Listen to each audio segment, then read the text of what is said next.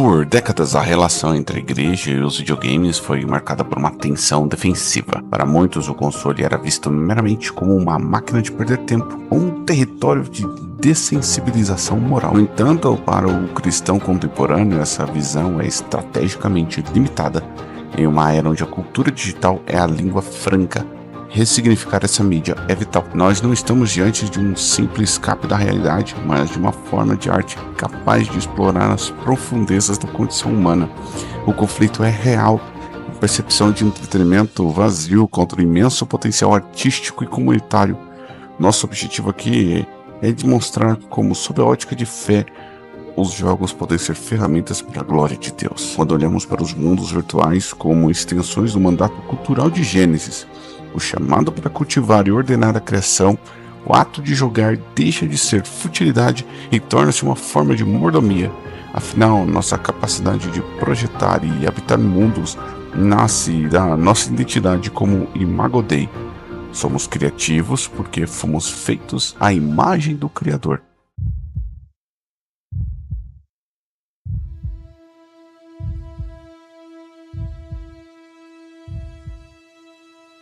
Para entender o valor dos games, precisamos recorrer ao conceito de subcriação, que foi popularizado por Tolkien. Ele argumentava que ao criarmos mundos secundários, como os de fantasia, não estamos competindo com Deus, mas refletindo sua natureza. Deus cria do nada, termo conhecido como ex nihilo.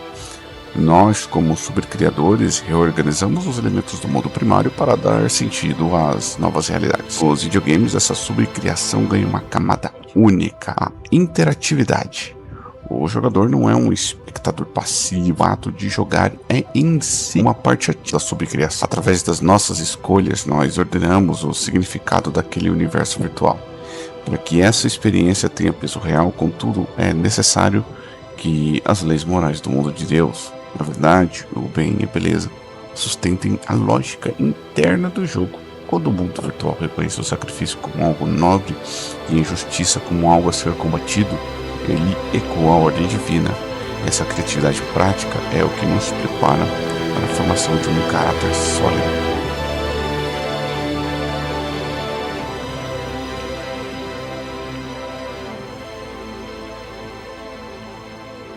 Longe de serem ambientes moralmente neutros, os jogos funcionam como laboratórios seguros para o exercício ético. O caráter cristão é moldado por hábitos, escolhas repetidas, e os games nos colocam diante de constantes microdecisões. Eles podem ser campos de treinamento para as virtudes cardinais. São elas a prudência, a fortaleza e a justiça. Para treinar a prudência, nós podemos usar exemplos como em RPGs como Skyrim, que tem a mecânica de free roam, a exploração livre, que concede ao jogador uma autonomia moral profunda. Você não é obrigado a seguir um roteiro. Você deve discernir se usará seus recursos para ajudar um NPC em necessidade ou se buscará apenas o próprio poder, gerenciando as consequências de longo prazo de cada escolha. A fortaleza é a virtude da perseverança. Em clássico jogo do Atari, Enduro, o jogador enfrenta ciclos de neve, neblina e noite. A resiliência lúdica de não desistir após um erro nos prepara para a vida real. Naquela época, quem completasse o 5º dia recebia o título de Activision Roadbuster, uma carta assinada pelo próprio desenvolvedor Larry Miller.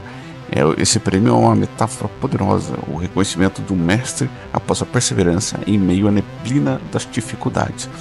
Não precisa ser esse jogo, né? Ele já é bem velhinho, mas a gente pode usar jogos de simulação, de corrida, por exemplo, ou de sobrevivência, que são bem difíceis, né? Eu gosto de jogar, por exemplo, Fórmula 1 e desligar todas as ajudas, colocar no modo mais difícil e começar com a pior equipe, né, na campanha ali, até mesmo jogar um multiplayer com muita gente melhor do que você, é muito bom, porque treina, faz você querer continuar, querer aprender, nunca desistir, né? E é algo que a gente tem que caminhar com a nossa fé. A gente não pode desistir, né? A gente tem que chegar até o final para receber ali, né, nosso mestre. Para treinar a última dessas virtudes, que é a justiça, a gente tem que a ideia no mundo decaído nosso, né? A justiça parece oculta muitas vezes, né? Então nos jogos as regras são conhecidas e o campo está nivelado. Se a gente joga com integridade e cooperação, exercitamos uma justiça onde a igualdade toma o centro do palco inspirando a gente a lutar por essa mesma clareza no mundo real.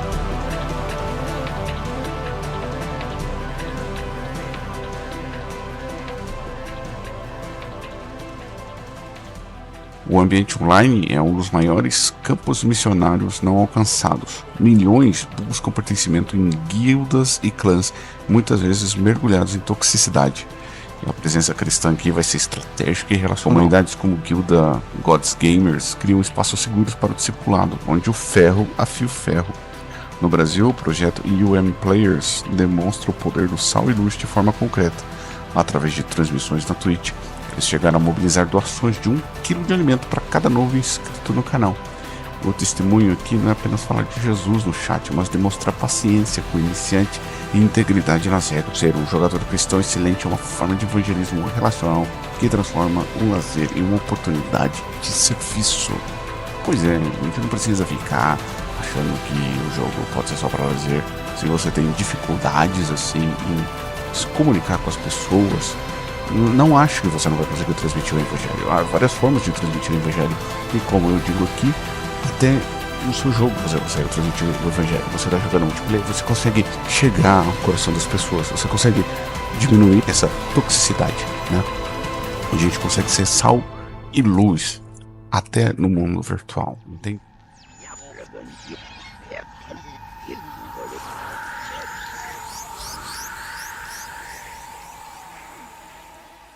E temos que ter um discernimento.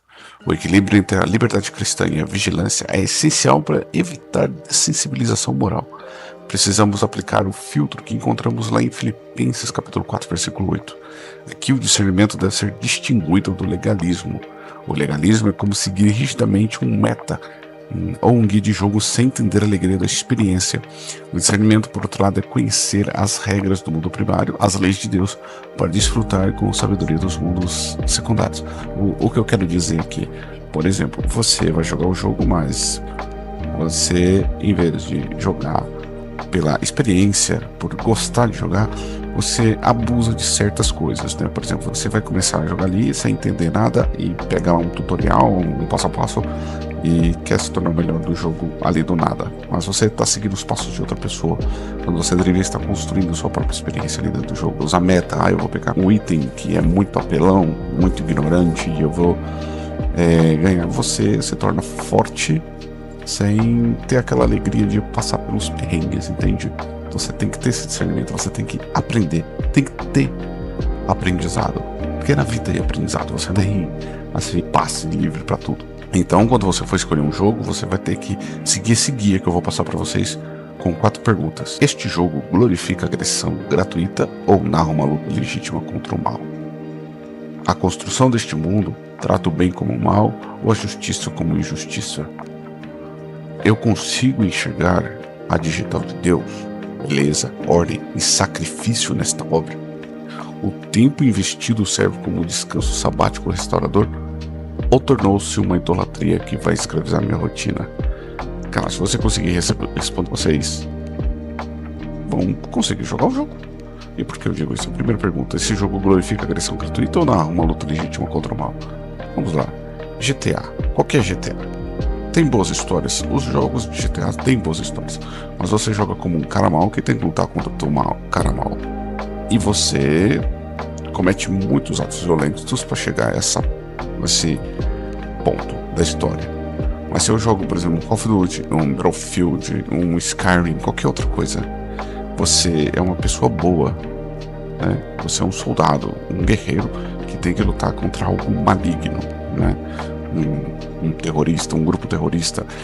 Você pode falar, mas é violento. Mas aqui você é um guerreiro, um ser forte que tem que proteger os mais fracos. Aqui é uma luta contra o mal. Você é o bem lutando contra o mal, entende? Você não é o mal lutando contra o mal, não é o mal lutando contra o bem. E é aí que vai para a segunda pergunta, né? O mundo trata o bem como o mal e a justiça como injustiça? Ou é o mal é o bem e a injustiça é o correto? Entende? No GTA o mal é tratado como coisa boa. E isso é ruim, né? E a injustiça que cometida lá é tratada normal, entende? E digital de Deus, a terceira pergunta. O jogo é construído de forma bela, tem um mundo bonito, né? É ordenado, tudo segue uma ordem, tem uma ideia de sacrifício no final. E a quarta pergunta é simples: você joga isso para descansar ou simplesmente porque você gosta de jogar ali e não quer fazer mais outra coisa? Pode jogar 1 hora por dia, 2 horas por dia, desde que isso não atrapalhe seus estudos, seu trabalho, seu tempo com a família, entende?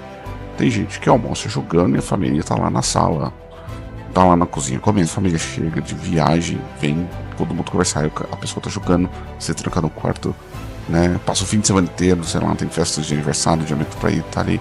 Eu sei porque eu me fui escravo do jogo. Hoje eu jogo, mas não tanto como antes. Eu jogo para descansar mesmo, mas o tempo eu passo com a minha família, eu ocupo o trabalho, eu leio livro, eu estudo, eu procuro fazer outra coisa.